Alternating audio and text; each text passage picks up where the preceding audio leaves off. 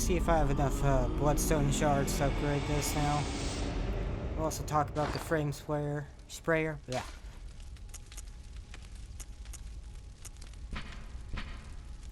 A special weapon used by certain members of the Healing Church. Spits searing flames by using blood-imbued quicksilver bullets as a special medium. Not the most efficient weapon by any stretch, but sometimes a sea of flame is just what the doctor ordered. Besides, the beast of Yharnam can always use a good cleansing.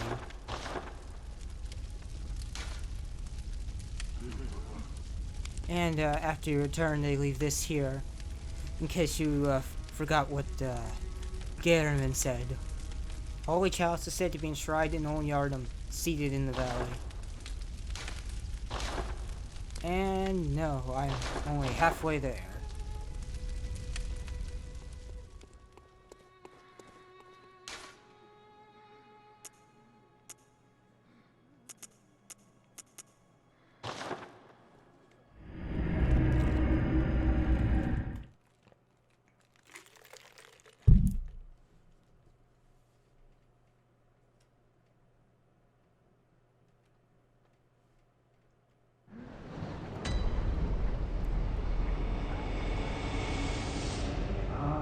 Don't you worry about me.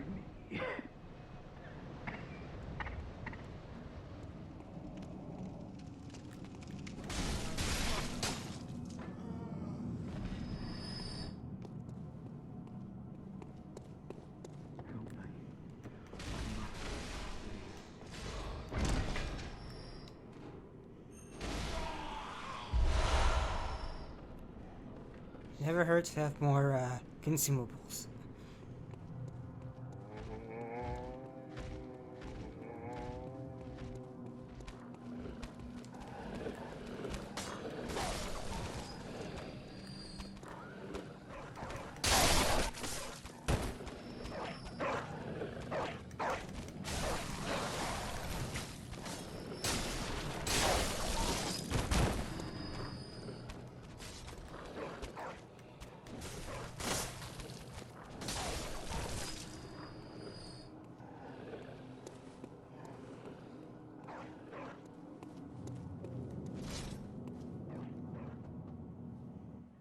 I've heard I have.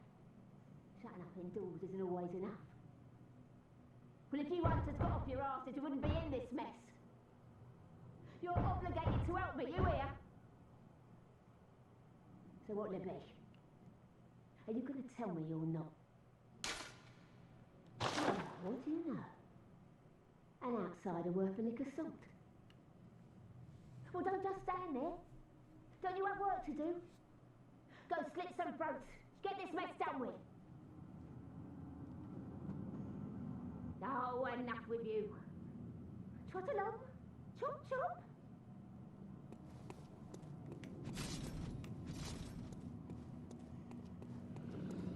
Alrighty. Spoken to her. Now, let's go, head back to, the sick room at Sefka's clinic. We're finished. Believe now she should have more dialogue for us.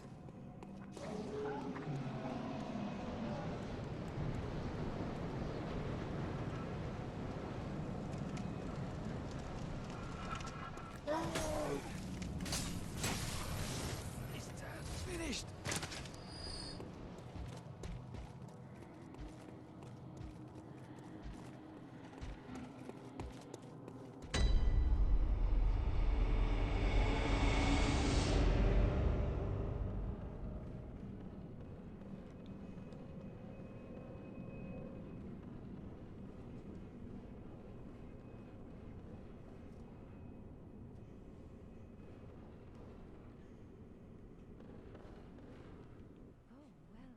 Hello.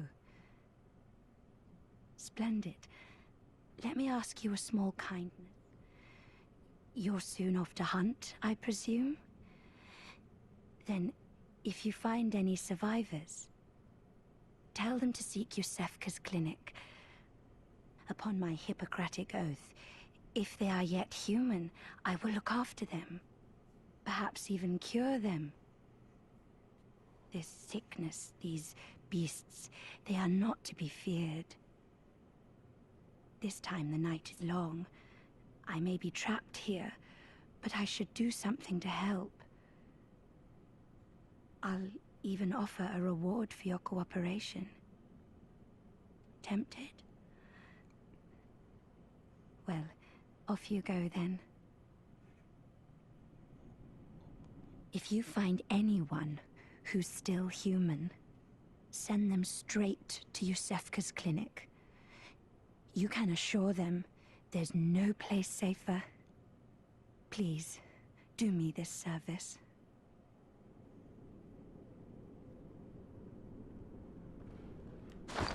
Now, in addition to Odin Chapel, we can now send people to Yusefka's clinic here. Now, let's change our clothes. And read the description. Gascoigne's cap. Hunter attire worn by Father Gascoigne. Similar to Hunter's garb created at the workshop, only these are tainted by a pungent, beastly stench that eats away at Gascoigne. Father is a title used for clerics in a foreign land, and there is no such rank in the Healing Church.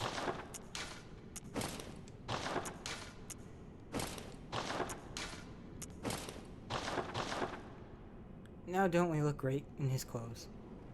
Alright, for Gascoigne, as it said, Father is not a title bestowed to clerics and religious leaders in the Healing Church, but it is definitely used in another foreign land, a game that I still believe this is connected to, Demon Souls. They don't ever use Father, but they have Saint and other titles in Demon Souls. And this is cut content, and so I don't consider this actually canon by itself, because it is cut content. It's like using a deleted scene on a DVD as part of your and saying it's part of the movie when it clearly isn't. Which is why I get bothered sometimes when people are talking from software games and they refer to cut content to support their theory. Well, that content is cut. It is not technically in the game. It's a little tenuous at best to suggest that it is canon still. Well, okay, I rambled enough on that, but in the alpha, people managed to glitch through and get to areas they weren't supposed to, and they are able to fight an unfinished version of Father Gascoigne.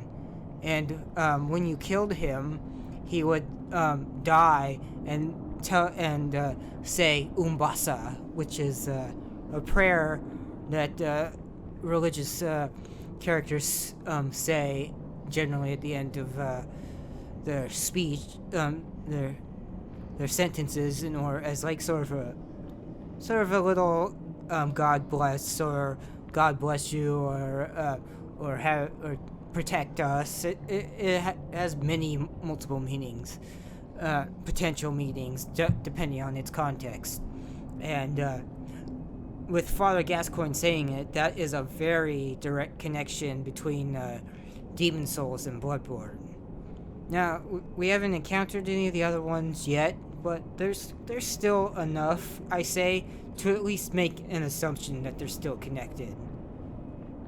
Now, this is the old lady that we sent here from that door just a few minutes ago. Oh no, I haven't forgotten. Do you think I owe you something? Well, that's a fine laugh, I'd say. This whole mess that Yharnam's in, it's all your fault. You put it to the outsiders. Our blood's ruined, tainted by your ilk. Don't you come near me. I know your type. You. Stay away from me. I know all your tricks. You. I know all your tricks. I studied all your moves. Well, yeah. As you can tell, Yharnam really xenophobic there. They don't like outsiders. Or much of anybody, for that matter, but especially outsiders. Ah, the hunter. Thank you. So that old girl, you told her about this place, right? Well, she don't offer me much in the way of conversation, but still, I'd rather see her alive anyhow. Thanks for the emote. Let's try that on. Switch.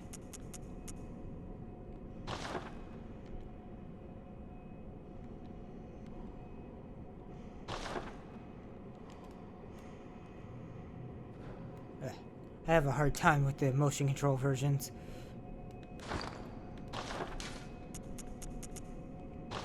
There we go.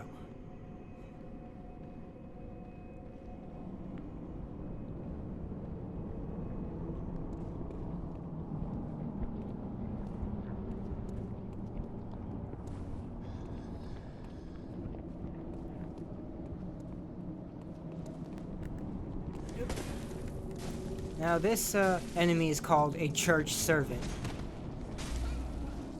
Much like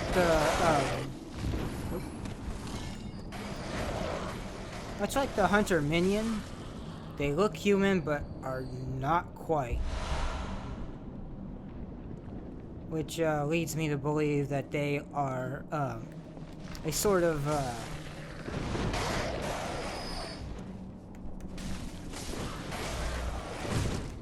like a genetic project by the church. And we'll actually see more of that as we keep going forward.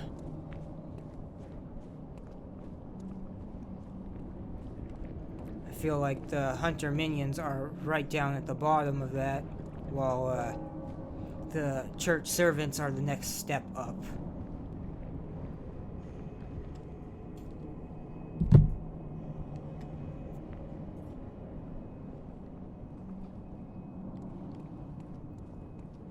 And here's the second variety, which holds a purple lantern.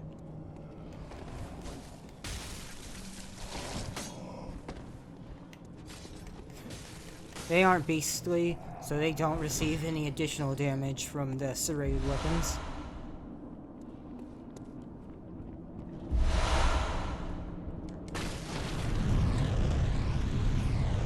Yeah, don't stand around there. That portal is bad news.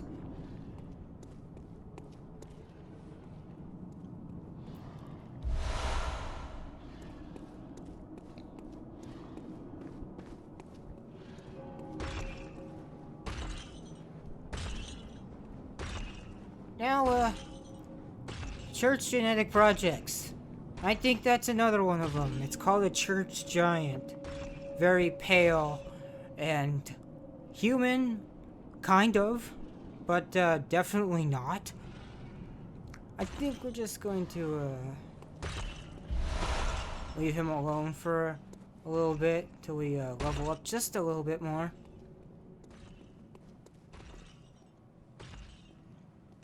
Actually, we're probably gonna have to fight one anyway.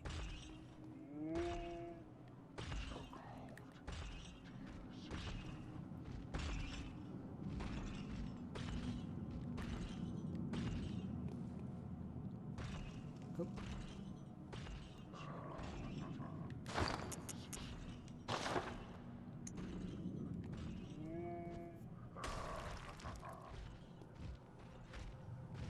Come on.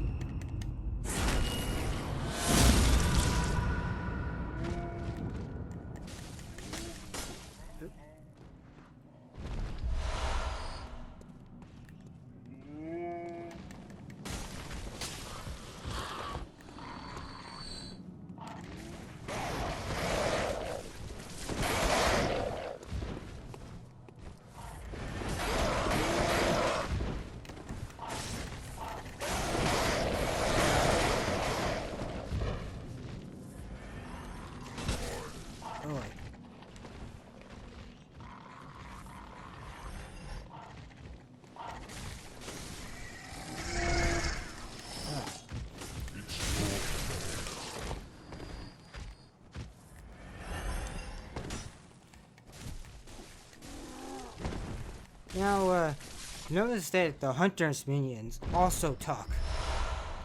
And they're kind of, parroting lines they hear from, regular people. Saying it's your fault. And one of them was saying something along the lines of, "Dear sister." It's creepy because it's like they're saying these words they don't quite understand, but they're just kind of mimicking their masters.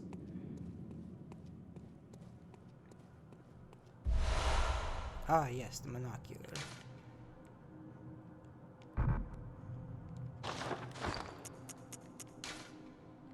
Let's see, where is it?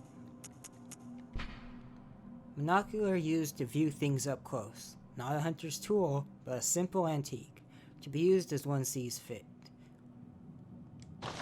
Oop. Now, this is basically the binoculars and, that you would find in any, Dark Souls game. Give you a nice, zoomed in look around. Not photo mode, but hey, it's an improvement.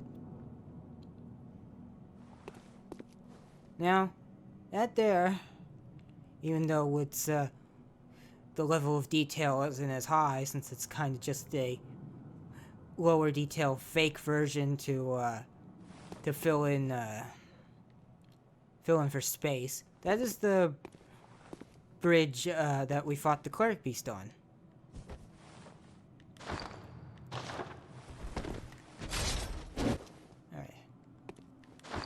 Alright. Turn off that damn binocular. There we go.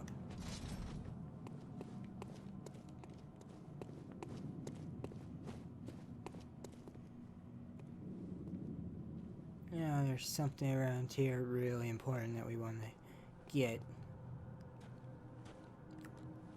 Gotta be careful about it.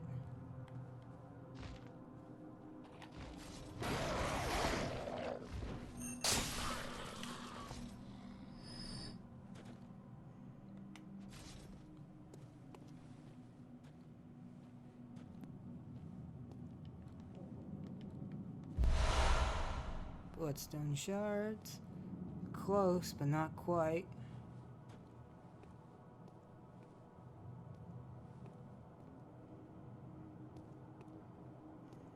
There it is.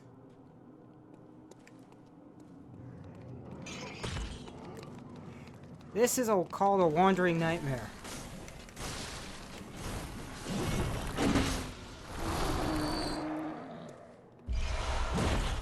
And it just gave us 3 bloodstone shards.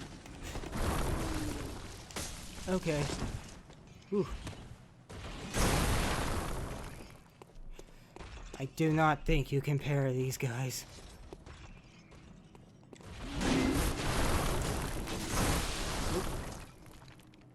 But with a bit of work...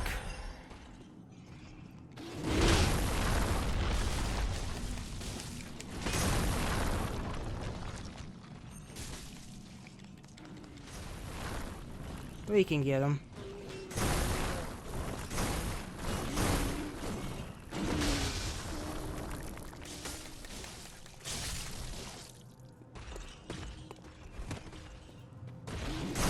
Nice, big, and slow. But they hit hard, as you would expect. More bloodstone shards. More bloodstone shards. Alright, we are upgrading a weapon.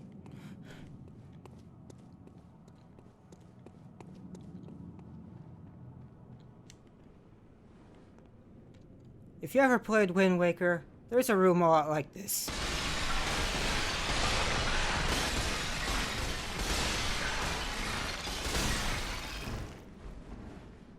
Like it's Zelda, just smash some goddamn pots. It's fun. Though these ones are full of bones, so, yeah. The reason I bring up Wind Waker is that, on one of the islands there's a room full of pots, and if you, And if you roll through them like you would in any Zelda game and just because have fun trashing them, the guy in there will yell at you after a few seconds and say, hey, you have to pay for those, and then take a bunch of your rupees, depending on how many you smash, and then throw you out. And I think it even does a little bit of a damage to your heart pieces. It's so perfect because of how it just subverts your expectations, and it actually penalizes you for something you never would think would be used against you in a Zelda game. It's fantastic.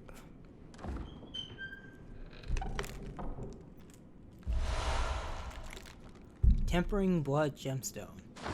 Alright. A blood gem that fortifies weapons and adds various properties. Blood gems are especially rare bloodstones that grow on cold blood.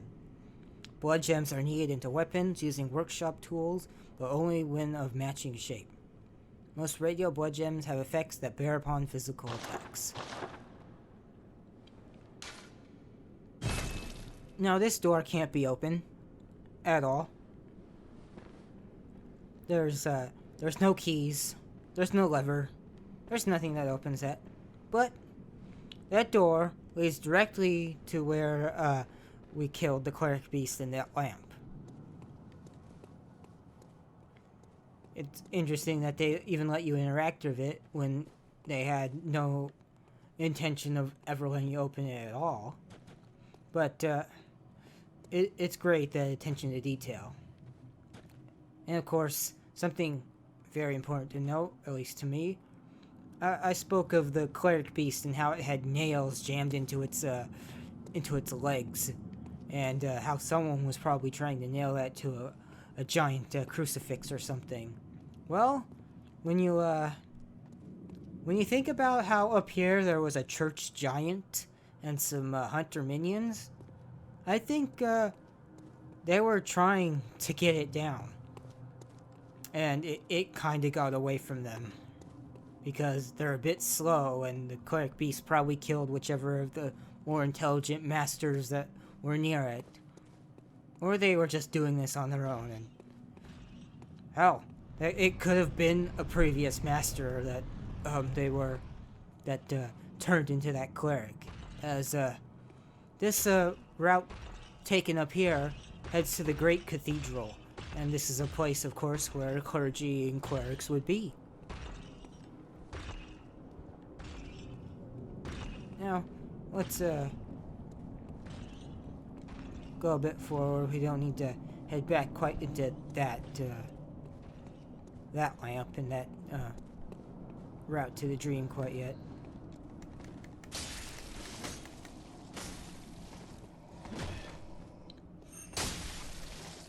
Another important detail. Their lamps and ours glow the same shade of light purple or violet. And it really speaks to the connection between, of course, the hunters are a splinter group from the church, created by the church to deal with the problem of the beast that the church's healing blood is creating. And it just shows that there's several degrees of difference, but we all spring from the same place and the same problem. And I also like to point out that is the exact same shade of purple that happens when an enemy picks up your blood echoes and their eyes start glowing.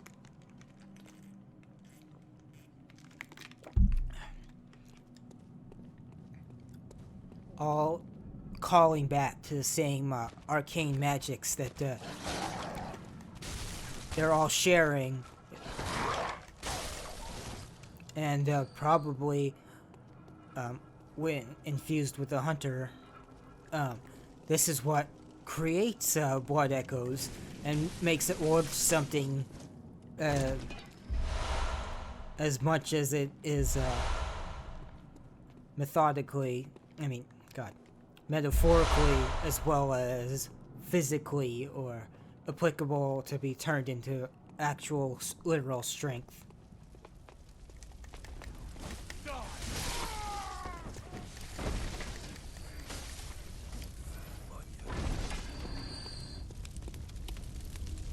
Yeah, fires, not for decoration. Don't run into them if you can avoid it.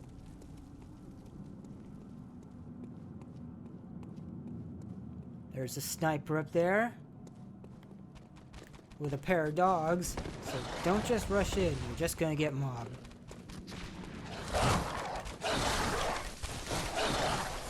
Kinda like that, except with a gun hitting you as well.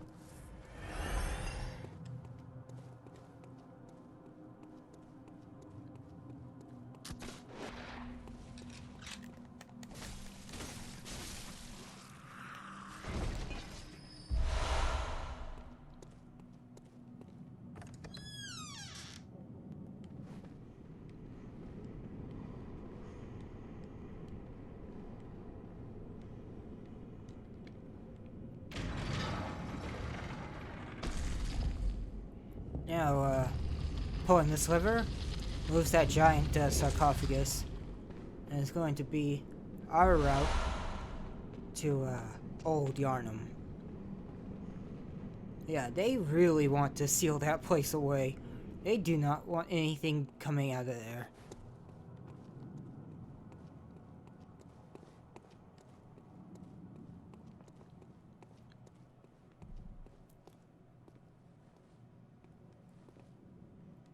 Now we found a man praying. You're a beast hunter, aren't you? I knew it. That's precisely how I started out. Oh, beg pardon. You may call me Alfred, protege of Master Ligarius, hunter of vile bloods. So, what say you? Our prey might differ, but we are hunters, the both of us. Why not cooperate and discuss the things we've learned? Sure thing. Oh, very good. Very good indeed. Take this to celebrate our acquaintance. Thank you. Beast hunting is a sacred practice. May the good blood guide your way. There must be oodles for us to share. Go on. Just tell me what piques your interest. The Healing Church is the fountainhead of blood healing. Well, I'm a simple hunter, quite unfamiliar with the ins and outs of the institution. But I have heard that the holy medium of blood healing is venerated in the main cathedral, and that counselors of the old church reside in the high stratum of the cathedral ward. If you seek blood healing, and the church is willing, you should pay them a visit. As you know, but I have, and that if you seek blood healing, Byrgenwerth is an old place of learning, and the tomb of the gods, carved out below Yharnam, should be familiar to every hunter. Well, once a group of young Byrgenwerth scholars discovered a holy medium deep within the tomb. This led to the founding of the Healing Church and the establishment of blood healing. In this sense, everything sacred in Yharnam can be traced back to Byrgenwerth. But today, the college lies deep within a tangled wood, abandoned and decrepit. And furthermore, the Healing Church has declared Byrgenwerth forbidden ground. It's unclear how many of its scholars remain alive, but only they know the password that allows passage through the gate. I bid you farewell. It has been a pleasure. May the good blood guide your way. So, Alfred is a friendly, jolly cooperation boy who's basically, he's kind of a Solaire stand-in a rather vague sense for Bloodborne versus Dark Souls. He has a rather interesting arc, and I intend to follow it in this playthrough.